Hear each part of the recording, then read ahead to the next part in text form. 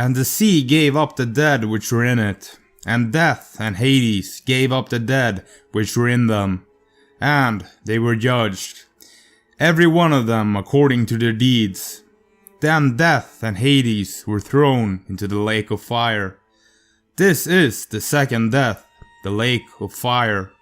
Revelation 20:13. Greetings, mortals. I'm your host Simon. You are tuning in to the Library of Gnosis. Welcome back, Ken. The first Bible, the Septuagint, was created in Alexandria, commissioned by the Ptolemies. The modern Bible as we know it today was originally written in Koine Greek, so it should come as no surprise that the Bible would have similar wording as those in Greek mythology. And death and Hades gave up the dead which were in them. Hades in Greek mythology is both a name for the chthonic or underworld realm and the name of the god that rules it. Isn't it strange that a name from Greek mythology would show up in the Christian Bible? This leads me to believe that Christianity is actually just a continuation of the pagan solar worship. According to the New Testament, in the waning moments of his life, Jesus cries out, my God, why have you forsaken me?" In the Gospel of Mark, these are Jesus' final words. This cry of desolation, as it is known, is painful to read and theologically difficult to manage. But one important ancient copy of Mark, the Codex Bobiensis, has a different take entirely. In the oldest surviving Latin Gospel, Jesus seems to call out to the sun god Helios instead. I have previously made a video on Jesus as the sun if you want to go further into researching that. Now, I have tried tying together the ancient pagan religion into Christianity by proposing the claim that Hermes, or Enoch, is actually Jesus. But, as you can see, there is also some evidence in scripture themselves that Christianity is just a continuation of ancient solar worship. And more than just solar worship, it seems to involve a lot more characters. I mean, who are the Elohim? It seems to match up with the divine council of the gods from all the ancient religions of old. This is my logo I use for the channel. As some of you might perhaps have noticed, there is a cross in the background. But this is actually not a Christian cross, but an ancient pagan symbol known as a sun wheel. It seems to me that there has been a marked effort by powerful individuals to hide the polytheism of the old Bible, and to promote a monotheistic worldview. In my mind, there really is no difference. There is still just one high god, and to me it matters very little if you call the rest of the Elohim gods or angels. It is pretty clear to me that the biblical Noah story draws heavily upon older Sumerian stories, where there were many gods involved. And in the apocryphal book of giants, a giant by the name of Gilgamesh even appears, which is of course also mentioned in the Sumerian kings list.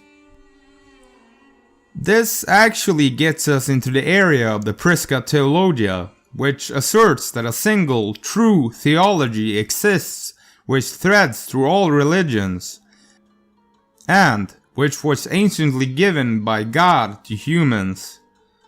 There is a wonderfully short Wikipedia article on the subject that I think summarizes it well. Quote, "The term Prisca Theologia appears to have been first used by Marsilio Ficino in the 15th century. Ficino and Giovanni Pico endeavored to reform the teachings of the Catholic Church by means of the writings of the Prisca Theologia, which they believed was reflected in Neoplatonism, Hermeticism, and the Chaldean oracles, among other sources. Ficino saw himself as one member of a venerable sequence of interpreters who added to a store of wisdom that God allowed progressively to unfold. Each one of these Prisci Theologi, or ancient theologians, had his part to play in discovering documenting and elaborating the truth contained in the writings of Plato and other ancient sages, a truth to which these sages may not have been fully privy, acting as they were as vessels of divine truth. Prisca Theologia is distinguishable from the related concept of the perennial philosophy, although some inadvertently use the two terms interchangeably. An essential difference is that the Prisca Theologia is understood as existing in pure form only in ancient times, and has undergone a process of a continuous decline and dilution throughout modern times. In other words, the oldest religious principles and practices are held to be, in some sense, the purest. The perennial philosophy theory does not make this stipulation and merely asserts that the true religion periodically manifests itself in different times, places, and forms. Both concepts, however, do suppose that there is such a thing as the true religion, and tend to agree on the basic characteristics associated with them. I believe this is what I've been getting at by approaching the Bible as part of a long and rich history of contact with higher beings. I can't tell you what the true religion is, but I believe that the ancient mystery schools, like for instance Rosicrucianism, which holds the doctrine of a Prisca Theologia, might be able to tell us more about the subject. I so happen to also be a member of a morgue, so I guess in a way they are doing that through me. Anyways, a really interesting area of study. I think I want to create a more in-depth video on the topic of the perennial philosophy in the future, but this has been a start. Please leave a comment below. Love reading your comments. If you want to support my work and get access to all my written materials, then you can find me on Patreon. Thanks for watching, mortals.